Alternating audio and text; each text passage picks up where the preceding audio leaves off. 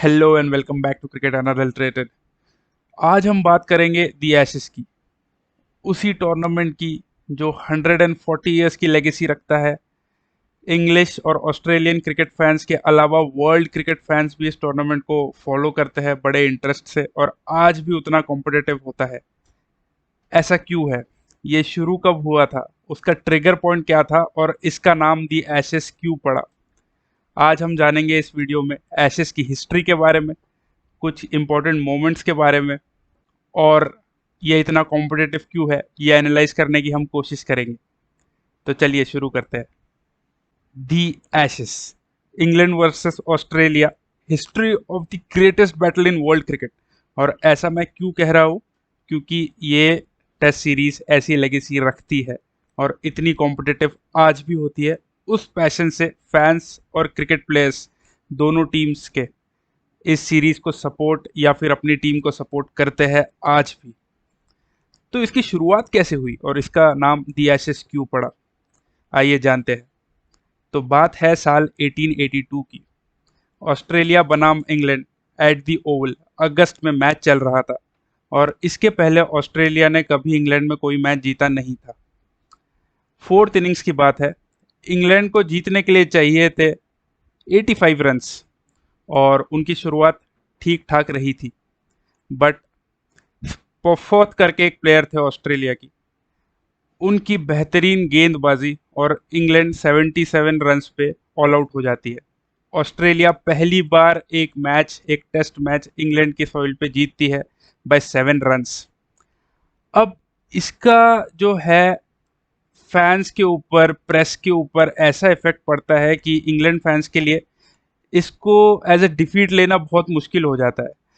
बहुत टीम्स पे कमेंट्स आते हैं, कहा जाता है कि England cricket is dead, Australia have burn down England cricket and they are taking the Ashes back to their nation Australia. तो यहाँ से इसकी शुरुआत हुई। बहुत से स्पोर्टिंग न्यूज़पेपर्स में या फिर जनरल न्यूज़पेपर्स में बहुत से जर्नलिस्ट्स ने बहुत से स्टेटमेंट्स पब्लिश किए। उसमें से एक स्टेटमेंट जो 2 सितंबर 1882 को पब्लिश हुआ था, जो सबसे फेमस हुआ था, वो मैं आपको बताना चाहूँगा। And I will quote mister Reginald Brooks, जिन्होंने ये स्टेटमेंट लिखा था। In affectionate remembrance of English cricket which died at the Oval on 29th August 1882, deeply lamented by a large circle of sorrowing friends and acquaintances. Rest in peace. The body will be cremated and the ashes taken to Australia. तो इस statement का importance इतना है कि उस series को आज तक दी एशेस कहते हैं, जबकि 140 साल हो चुके हैं, और ये है लेगेसी इस सीरीज की।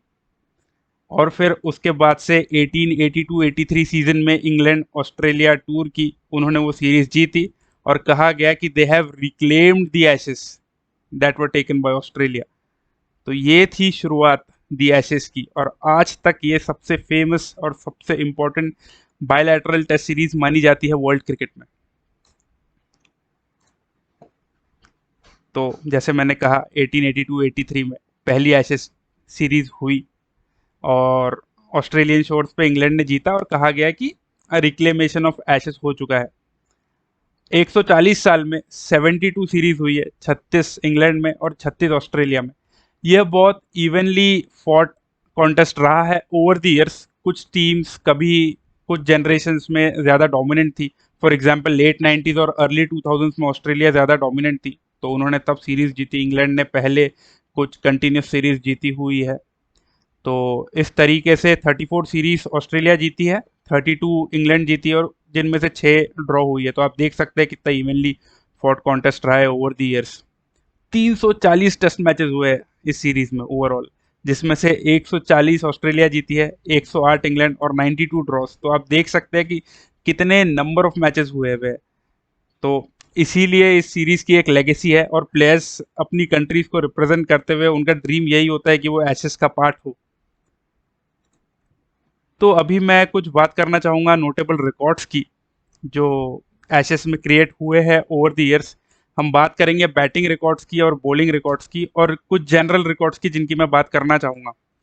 तो बैटिंग रिकॉर्ड्स आप जानते हैं, sir Donald Bradman, most runs भी इनके हैं, मोस्ट सेंचुरीज भी इनकी है। करियर एवरेज इनका 99.94 रहा था, आप जानते ही होंगे। और एशेस में इनका एवरेज 89.78 रहा था, जो भी बहुत ज़्यादा है, बहुत बेहतर है। 63 इनिंग्स में इन्होंने 5028 रन बनाए थे, 19 सेंचुरीज सिर्फ एशेस में। और इनकी एक सीरीज रही थी 1930 की एशेस इन इंग्लैंड, जो ऑस्ट्रेलिया 2-1 से जीता था, जब इन्होंने 7 इनिंग्स में 974 रन्स बनाए थे, जो कि एक बहुत बेहतरीन फीट है। हाईएस्ट स्कोर इस टूर्नामेंट का लेन हटन या फिर लेनार्ड हटन, जो इंग्लिश प्लेयर है, उनका रहा था एट दी ओवल। 1938 में उन्होंने 364 रन्स बनाए थे। बॉलिंग रिकॉर्ड्स की बात करते हैं और यहाँ पे हम याद करना चाहेंगे लेजेंडरी लेट शेन वॉन को। उन्होंने 72 इनिंग्स में 195 एशेस विकेट्स ली है। और आपको बॉल ऑफ द सेंचुरी 1993 का तो याद ही होगा, जब उन्होंने माइक गैटिंग को आउट किया था। उनका एवरेज, बॉलिंग एवरेज रहा 23.25 इस सीरीज में। और बात करते हैं बेस्ट फिगर की, जिम लेकर, जो वन ऑफ दोज 3 प्लेयर्स है जिन्होंने एक इनिंग्स में 10 विकेट्स लिए है। The second being Anil Kumble, और अभी अभी एजाज पटेल ने वानखेड़े में 10 विकेट्स ली थी एक इनिंग्स में। तो उनके बेस्ट फिगर्स रहे थे मैनचेस्टर में 1956 में। एक इनिंग्स में उन्होंने 10 फॉर 53 लिया था, और नेक्स्ट इनिंग्स में भी उन्होंने 9 विकेट्स लिए थे। तो उनका रिकॉर्ड है पूरे मैच का भी 19 विकेट्स और 88 रन्स देकर 1956 मैनचेस्टर में उन्होंने ये रिकॉर्ड क्रिएट किया था। Highest number of matches Sydney Gregory के है, 52 मैचेस उन्होंने इस सीरीज में खेले हैं। वो ऑस्ट्रेलियन प्लेयर थे। और अमंगस्ट एक्टिव प्लेयर्स ये रिकॉर्ड ऑब्वियसली वेटरन्स के नाम है, स्टुअर्ट ब्रॉड और जेम्स एंडरसन। वो 35 मैचेस खेल चुके हैं इस सीरीज के, और अभी भी खेल रहे हैं। न जाने अगली सीरीज भी वो खेले, हु नोज। उनका फिटनेस लेवल की तो आप जानते ही है कितना बेहतर है। यहाँ मैं एक बात करना चाहूँगा, एक और फेमस सीरीज जो 1932-1933 की एशेस थी ऑस्ट्रेलिया में, जो इंग्लैंड 4-1 से जीता था, उसे हम कहते हैं द बॉडी लाइन सीरीज। और ये सीरीज बहुत इंपॉर्टेंट थी, क्योंकि उसके बाद जो रूल्स फॉर्म हुए थे बाउंसर्स को लेके, वो एक रेलेवेंस लाए क्रिकेट में। बिकॉज उस सीरीज में जो इंग्लैंड के टैक्टिक्स थे कि वो ऑस्ट्रेलिया के बॉडी पे लाइन और लेंथ लगा के बॉलिंग कर रहे थे, उनको, ताकि हिट कर पाए अपर बॉडी पे। और ऑस्ट्रेलियन प्लेयर्स या तो डिफेंड करते रहे, या तो फिर उन्हें मार लगे, चोट लगे, या फिर वो नच करके कहीं आउट हो जाए।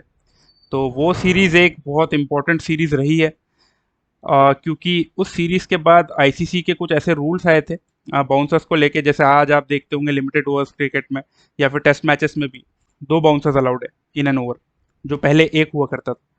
तो उस टाइम पे आप इमेजिन कीजिए कि 6 के 6 बॉलर बाउंसर ही डाल रहा है, फास्ट बॉलर, और उस ज़माने में तो हेलमेट्स भी नहीं हुआ करते थे। तो वो एक सीरीज़ बहुत ही हॉस्टाइल थी, बट उसके बाद काफ़ी रूल्स अमेंड हुए, तो क्रिकेट का ही फ़ायदा हुआ। बट वो सीरीज़ एक बहुत रेलेवेंट और इम्पोर्टेंट सीरीज़ थी, जिसकी बात आज तक की जाती। फिर मेरी एक पर्सनल फेवरेट एशेस सीरीज़ भी रही है 2005 की एशेस, क्योंकि वो सीरीज़ ऐसी थी जहाँ से मैंने क्रिकेट को फॉलो करना शुरू किया था। तो 2005 की एशेस के बारे में क्या कहूँ। 86-87 सीज़न के बाद इंग्लैंड ने पहली बार 2005 में आके एशेस जीती थी। उनके लिए बहुत बड़ी फीट थी, क्योंकि उस टाइम की ऑस्ट्रेलियन क्रिकेट टीम तो आप जानते हैं, उनका bowling lineup Glenn McGrath, Brett Lee, Shane Warne, batting lineup Matthew Hayden, middle order में देखिए रिकी पॉन्टिंग, डेमियन मार्टिन और एडम गिलक्रिस्ट अपने पीक पे। तो वो सीरीज 1-0 डाउन जाने के बाद कमबैक करके 2-1 जीतना एक बहुत फेमस और बहुत इंपॉर्टेंट फीट थी इंग्लैंड क्रिकेट के हिस्ट्री में, क्योंकि उसके बाद उन्होंने 2009 का भी एशेस घर पे जीता, 2013 का भी एशेस घर पे जीता, 2015 का भी एशेस जीता। तो 2019 का ashes was draw English soil पे। तो इंग्लिश क्रिकेट डोमिनेंट होना शुरू हो गया था टेस्ट मैचेस में 2005 से, and it was very important at that point. Michael Vaughan captain थे इंग्लैंड के, एंड वो सीरीज़ बहुत फेमस हुई। तो ये था वीडियो आज का। मैंने कोशिश की कि मैं ब्रीफ में ओवरव्यू दे सकूं इतनी इम्पोर्टेंट सीरीज़ का, जिसका नाम है दी एशेस। और ये मेरे लिए भी एक बहुत इंटरेस्टिंग होता है जब मैं इस सीरीज़ को फॉलो करता हूँ और मुझे बड़ा मज़ा आता है। कभी भी कहीं पे भी कोई भी सॉइल पे हो, ऑस्ट्रेलियन सॉइल पे हो या इंग्लिश सॉइल पे हो, हर 2 साल में 1 बार ये सीरीज़ होती है और मेरे लिए तो ये बड़ी इंटरेस्टिंग होती है एज़ अ क्रिकेट फैन। तो ये था आज का वीडियो दी एशेस के बारे में। आपको पसंद आया होगा तो लाइक कीजिए, कमेंट करके मुझे बताइए कि ऐसे कौन से और टॉपिक्स है क्रिकेट के बारे में जो मैं कवर कर सकूं या आप चाहते हैं मैं कवर करूं। तब तक के लिए मिलते हैं अगले वीडियो में। Take care, good bye.